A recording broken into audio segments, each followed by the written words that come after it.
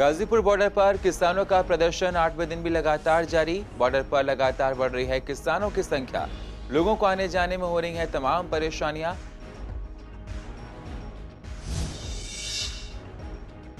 गडकरी मोड़ पर कांग्रेस कार्यकर्ताओं ने दिल्ली सरकार के खिलाफ किया प्रदर्शन। कोरोना पर हो रही मौतों पर जताई नाराजगी। कहा सत्येंद्र जैन तुरंत दें इस्तीफा। दिल्ली सरकार विज्ञापन पर सिर्फ करती है खर्च। राजीव गांधी अस्पताल में कोरोना की रफ्तार हुई धीमी। अस्पतालों ने घटी कोरोना के आने वाले मरीजों की संख्या। राजीव गांधी अस्पताल में कम हुए कोरोना के 215 मरीज। ईस्ट एमसीडी ने स्वामी दयानंद अस्पताल में बनवाया ऑपरेशन थिएटर। दिल्ली बीजेपी के अध्यक्ष मेहर हेल्थ चेयरमैन रहे मौजूद। लोगों को अब इलाज और अच्छे से मिलेगा। और गांधीनगर पुस्ता रोड पर ट्रक खराब होने की वजह से लगा लंबा जाम लगने की वजह से लोग रहे परेशान। साथ ही जाम में फंसी एक एम्बुलेंस। गुस्साए लोगों का कहना प्रशासन नहीं करता कोई कार्रवाई। नमस्कार, स्वागत है आप सभी का पूर्व दिल्ली खास में। मैं हूं आपके साथ सुनील चौहान। अब होते हैं रूबरू पूर्व दिल्ली की अहम खबरों के साथ। नए कृषि कानूनों के खिलाफ किसानों का आंदोलन आज 8वें दिन भी जारी है। किसानों और सरकार के बीच वार्ता भी जारी है। पूर्व दिल्ली के गाजीपुर बॉर्डर पर किसानों की तादाद लगातार बढ़ती जा रही है। देश के अलग अलग हिस्सों से आकर किसान जमा हो रहे हैं, जिसकी वजह से लोगों को आने जाने में परेशानियां उठानी पड़ रही हैं। बॉर्डर पर भारी सुरक्षा बल तैनात है। कोरोना को देखते हुए कोई एहतियात नहीं बरते जा रहे हैं। हमारे रिपोर्टर कुणाल शर्मा ने भारतीय किसान यूनियन के अध्यक्ष नरेश टिकैत से बात की। उन्होंने कहा सरकार से बात हो रही है, लेकिन जब तक हमारी मांगों को नहीं माना जाता तब तक हम लोग यहीं पर डटे रहेंगे। आगे चलकर ये प्रदर्शन और भी उग्र होने वाला है। प्रदर्शन की वजह से लोगों को काफी परेशानियां भी उठानी पड़ रही हैं। बातचीत होनी चाहिए, समस्याओं का समाधान होना चाहिए। हम भी नहीं चाहते कि भाई हम समस्याओं का समाधान ना हो, समस्याओं का समाधान हो, बातचीत चलनी चाहिए और अच्छा निष्कर्ष निकले। हम तो यही उम्मीद से आ रहे हैं आज यहाँ से। नहीं, ये तो सरकार की अनदेखी है। अगर सरकार नहीं सोचेगी, नहीं वो करेगी तो बेनतीजा तो रहेगी। नहीं, खेती करके क्या करेंगे जी? खेती में कुछ बचत ही नहीं रह रही। मजबूरी में सारे जितने भी ये बॉर्डर है सब सील हो रहे, तो किसान को जी फायदा ही नहीं हो रहा। तो इस तरह का नौबत तो जी आ ही है। देखो क्या होगी बातचीत, वो तो जो कमेटी है, जो निर्णायक कमेटी, वो निर्णय लेगी क्या वो हो क्या। ये तो जो 9-10 दिन तक चल रहा, तो क्या पता आगे कितना चले। दिल्ली में कोरोना को लेकर हालात दिनों दिन खराब हैं। लगातार आ रहे मामले और मौतों की वजह से दिल्ली के लोग डर के साए में जी रहे हैं। पूर्व दिल्ली की गडकरी मोड़ पर कांग्रेस कार्यकर्ताओं ने केजरीवाल सरकार के खिलाफ प्रदर्शन किया। दिल्ली के स्वास्थ्य मंत्री सत्येंद्र जैन का इस्तीफा मांगा है। कार्यकर्ताओं का कहना है कि दिल्ली सरकार विज्ञापन पर पैसा खर्च करती है। लोग कोरोना से मर रहे हैं। सरकार के इंतजाम अस्पतालों में ठीक नहीं है। लगभग 9000 से ज्यादा लोगों की कोरोना से मौत हो चुकी है। ऐसी सरकार को बने रहने का कोई हक नहीं जो आवाम के लिए ठीक से काम ना कर सके। दिल्ली के स्वास्थ्य मंत्री सत्येंद्र जैन को तुरंत इस्तीफा देना चाहिए। हालत इतने खराब हो चुके हैं, 9000 मौतें हो चुकी हैं दिल्ली के अंदर, और कोई पूछने वाला नहीं है। सिर्फ अखबारों में ऐड और अपने ऐड के ऊपर सब काम चल रहा है और कुछ सब मामला जीरो हुआ पड़ा है। हॉस्पिटलों में जगह नहीं है रहने के लिए, प्राइवेट हॉस्पिटल में जगह नहीं है, गवर्नमेंट हॉस्पिटल तो वैसे बुरा हाल है। जो चला जाए तो इतना बुरा हाल हो चुका है, आदमी घर पे जाते जाते मर जाता है आदमी। तो ये हालत हो गई इन लोगों की। कोई सिस्टम, कोई इंतजाम, कोई किस तरह का इंतजाम यहाँ पर किया जाए, किस तरह से यहाँ पर लोगों को बचाने का कार्यक्रम किया जाए, किस तरह से उनके स्वास्थ्य की देखभाल की जाए, कोई भी ऐसी व्यवस्था इन लोगों ने नहीं की है जिससे कि लोगों को बचाया जा सके। सरकार पूरी तरह फेल हो चुकी है। ये झूठ के पुलंदे हैं।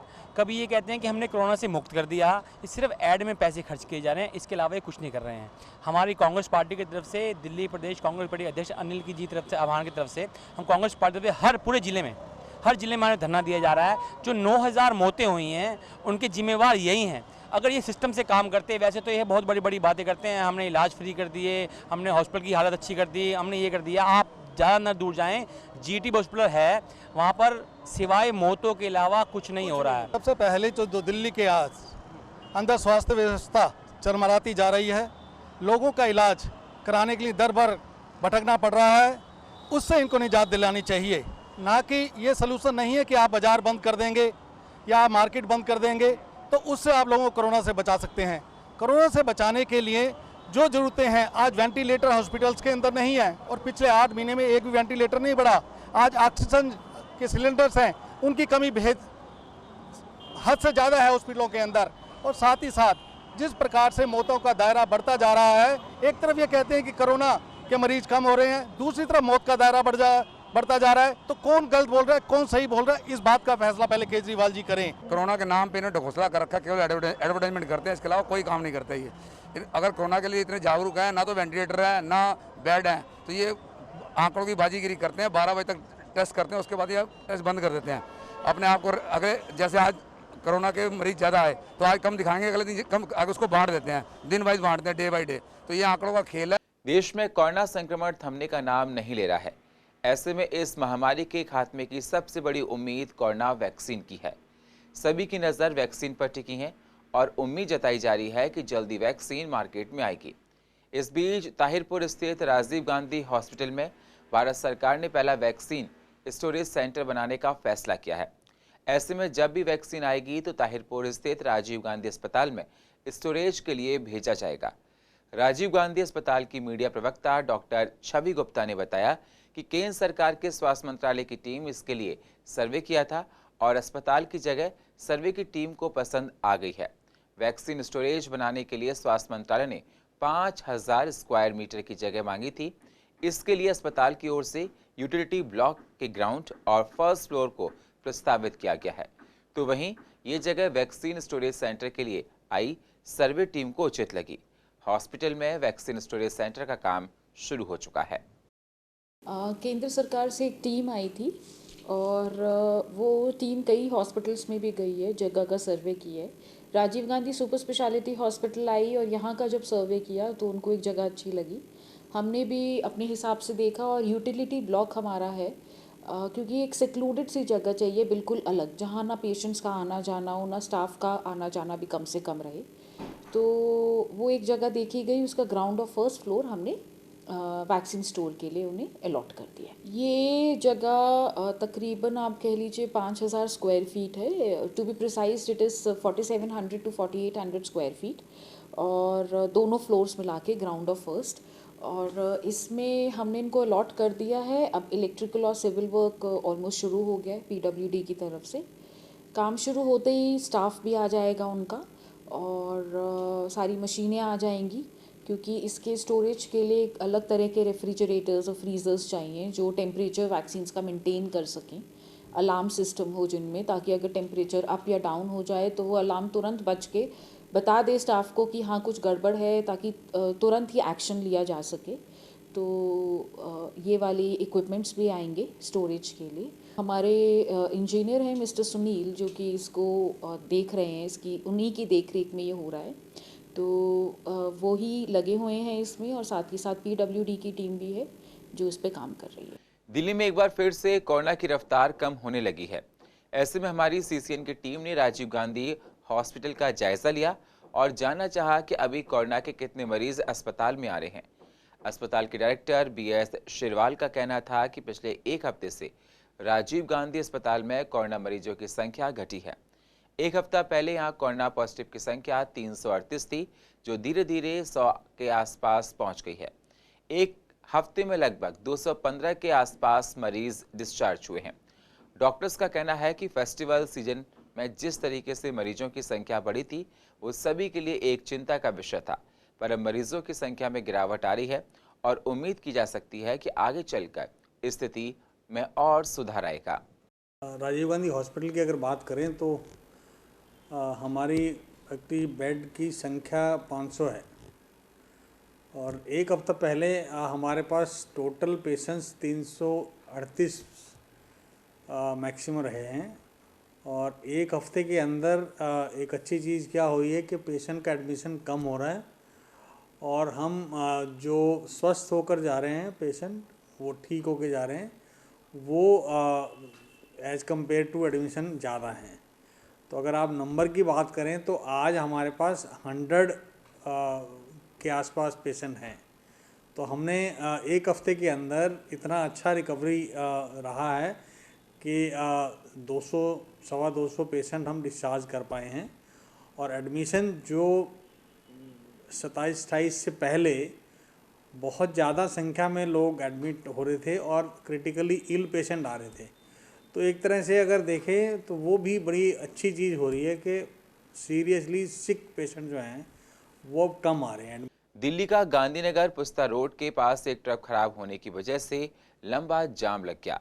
आम जनता 2 घंटे तक जाम में परेशान रही। जाम को लेकर लोगों ने काफ़ी नाराज़गी भी जाहिर की है। लोगों का कहना था कि ऐसा जाम यहाँ अमूमन लगा रहता है और उसके लिए प्रशासन कोई सख्त कार्रवाई नहीं करता। घंटों जाम के कारण से लोगों का मार्केट से निकलना बहुत मुश्किल हो जाता है। अक्सर इस जाम में एक एम्बुलेंस भी फंस जाती है। लोगों के पास इतना स्पेस नहीं होता कि वो जाम में फंसी एम्बुलेंस को भी रास्ता दे पाएं। वहीं इस मुद्दे पर गांधीनगर विधायक प्रतिनिधि का कहना था कि अगर कोई ऐसा जाम लगता है तो उसके खिलाफ चालान किया जाएगा। जो भी ऐसा जाम लगाएगा उसको चालान की पूरी व्यवस्था है। हमारे ट्रैफिक और हमारी पुलिस पूरी इसमें पूरी मतलब सतर्क है इसके अंदर। और ये जाम की पूरी जो भी जाम के इसमें आगे अप्रोचमेंट और जो जाम के लिए आज नीचे एमसीडी की गाड़ियाँ भी आई हैं नीचे अभी, और नीचे एमसीडी वालों ने भी काफ़ी सारी अप्रोचमेंट हटाई है आज, और इसके लिए हम पूरी लड़ाई लड़ेंगे। अब की बार जो भी लगेगा उसका चालान काटा जाएगा। ट्रैफिक सुबह से आज ट्रैफिक वाले यहाँ से लगे हुए हैं। आज नहीं रोज का लगता है और पूरा इंक्रोचमेंट होता है। ये सब पैसे देते हैं, पैसे देने के कारण पूरा जाम लगता है जी। पूर्वी दिल्ली में कोरोना का कहर लगातार बढ़ता जा रहा है, जिसको देखते हुए अधिकतर पूर्वी दिल्ली के अस्पताल जीटीबी, राजीव गांधी में सिर्फ कोरोना मरीजों का उपचार होता है। जो मरीज और बीमारियों के इन अस्पतालों में जाया करते थे, अब वो सारे स्वामी दयानंद अस्पताल में आ रहे हैं, जिससे अस्पताल पर बोझ काफ़ी बढ़ गया है। मरीजों को ठीक से देखा नहीं जा पा रहा है और ऑपरेशन की डेट को भी काफ़ी महीनों के लिए आगे बढ़ा दिया जाता है। इसी को देखते हुए ईस्ट एमसीडी ने स्वामी दयानंद अस्पताल में नए ऑपरेशन थिएटर बनवाए और ऑपरेशन के लिए नई मशीनों को इंस्टॉल भी कराया। क्राइसिस से जूझ रही निगम के लिए ने इसके लिए पैसे खर्च किए हैं, जिससे लोगों को होने वाली परेशानी कम हो। इस मौके पर दिल्ली बीजेपी अध्यक्ष आदेश गुप्ता, ईस्ट दिल्ली की mayor Nirmal Jain, health committee की चेयरमैन कंचन महेश्वरी मौजूद रहीं। निगम के इस अस्पताल ने कोरोना काल के दौरान काफ़ी अच्छा काम किया है। लेडी हार्डिंग अस्पताल के बाद सबसे ज़्यादा डिलीवरी इस अस्पताल में हुई हैं। अस्पताल के एमएस डॉक्टर रजनी और अस्पताल के सीएमओ डॉक्टर ग्लैडविन त्यागी ने कहा कि हम इस संकट की घड़ी में मरीजों को देख रहे हैं और निरंतर प्रयास ये कर रहे हैं कि उनकी जो भी परेशानी हो वो जल्द से जल्द ठीक हो जाए। उपचार हर किसी मरीज को दिया जा रहा है। साथ ही आदेश गुप्ता ने दिल्ली सरकार पर निगम को फंड ना देने का भी आरोप लगाया है।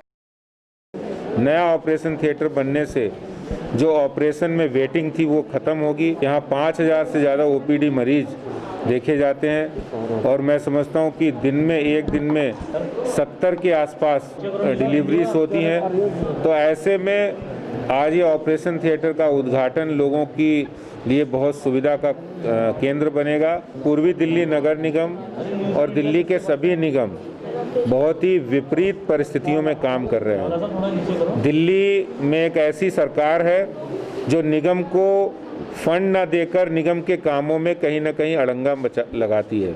मरीजों को हमारी वेटिंग लिस्ट चल रही थी और आज बहुत बड़ा काम हमारे निगम के अधिकारियों ने, इंजीनियरिंग विभाग ने, मेडिकल के हमारे स्टाफ ने सारा ये काम किया है।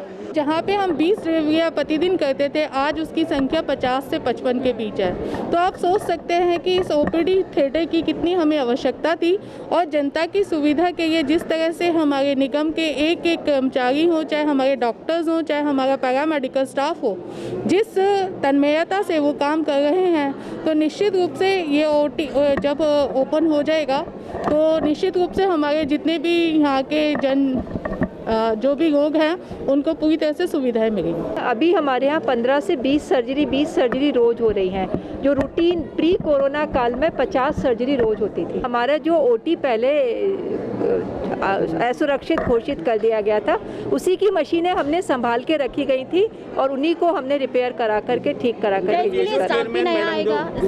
नहीं, कुछ ना स्टाफ नया आया है ना कोई मशीन नई आई है। मैडम, ये कोरोना पैंडेमिक शुरू हुआ है, उसमें एक सबसे बड़ी विडंबना ये थी कि जो नॉन कोविड पेशेंट थे उनके विषय में वो कहीं ना कहीं पीछे छूट रहे थे, और जो अकस्मात होने वाली सर्जरीज़ हैं अगर उनको भी हटा दिया जाए तो हमारे पास इलेक्टिव सर्जरीज़ के भी जो पेशेंट्स थे उनका कहीं भी इलाज नहीं हो रहा है। दिल्ली सरकार ने अपने सभी अस्पतालों को कोविड अस्पताल में कन्वर्ट किया, या जो कोविड अस्पताल नहीं भी हैं जैसे GTB हॉस्पिटल हमारे पड़ोस में, या LNJP या लेडी हार्डिंग, उन जगहों पे सर्जरीज होनी हुई। तो हमारा जैसे सेकेंडरी लेवल हॉस्पिटल था बहुत सारा यहीं आना था। जब से कोविड का दौर चल रहा है उसके बाद से ही मरीजों की जो भीड़ है वो स्वामी दयानंद अस्पताल पर आन खड़ी हुई है। ऐसे में यहाँ पर OT की अगर बात करें तो बेहद ज़रूरत नज़र आ रही थी, जिसका आज लोकार्पण भी हो गया है और तमाम सुविधाओं की बात यहाँ पर की जा रही है। फिलहाल आपको बता दें, मरीजों की संख्या यहाँ पर बढ़ने की वजह से जो ऑपरेशन की डेट्स थी वो काफ़ी लंबे समय की मिल रही थी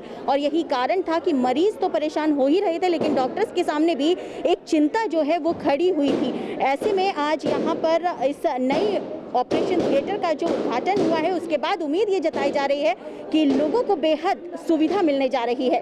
कैमरा पर्सन मोहित के साथ मैं वंदना कश्यप के अंत CCN। कई बार आप लोगों के फोन बात करते करते कट जाते होंगे या आवाज साफ से सुनाई नहीं पड़ती होगी।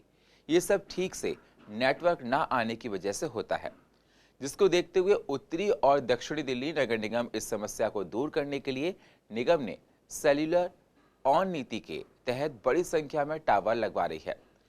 पूर्व दिल्ली नगर निगम भी निगम की 185 संपत्तियों पर मोबाइल टावर लगवाएगा।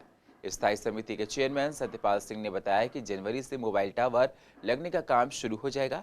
इस पहल से निगम को हर महीने लगभग 1 करोड़ का राजस्व मिलेगा। ये टावर पार्क, डलाव घर, सामुदायिक केंद्र सहित अन्य इमारतों में शामिल होंगे। मयूर विहार, प्रीत विहार, दिलशाद गार्डन, गांधीनगर, शाहदरा, सीलमपुर, तिलोकपुरी सहित अन्य वार्ड में हैं, जिनमें टावर लगने का कार्य जनवरी महीने से शुरू कर दिया जाएगा। ईस्ट एमसीडी में 3700 लोकेशन है, मात्र 185 लोकेशन को ही मोबाइल टावर के लिए उचित माना गया है। पूर्वी दिल्ली नगर निगम ने हमने 185 मोबाइल टावर को लगाने की अनुमति दी है और उसके वर्क ऑर्डर होने वाले हैं और बहुत जल्दी हमने जो पार्क हैं या हमारी एमसीडी की लैंड है उस पर वो लगाए जाएंगे। उसी को लेकर के ये सारी योजना है और विस्तार से तो अभी जो सारी चीज़ें हैं उसको जानकारी लेकर के बताया जाएगा, लेकिन इसकी हमने 185 का दिया है और टेंडर भी हो गया, उसका वर्क ऑर्डर होने वाला है। मेरे ख्याल से 2-4 दिन है और वो क्षेत्रों में जा कर के अपने जो स्थान है उनको चिन्हित भी कर रहे हैं, तो बहुत जल्दी उस पर वो काम शुरू हो जाएगा। बिल्कुल, कुछ ना कुछ उसके लिए गाइडलाइन भी तो होती है, किसी भी काम को करने के लिए गाइडलाइन होती है, कुछ शर्तें भी होती हैं, उसी नियम और शर्तों के अनुसार ही काम करेंगे। और पूर्व दिल्ली की अधिक जानकारी के लिए आप YouTube पर जाकर CCN को सब्सक्राइब करें और फ्रेश अपडेट लेते रहें। और फिलहाल पूर्व दिल्ली खास में इतना ही, बाकी खबरों के लिए आप बने रहिए CCN के साथ। तब तक के लिए नमस्कार।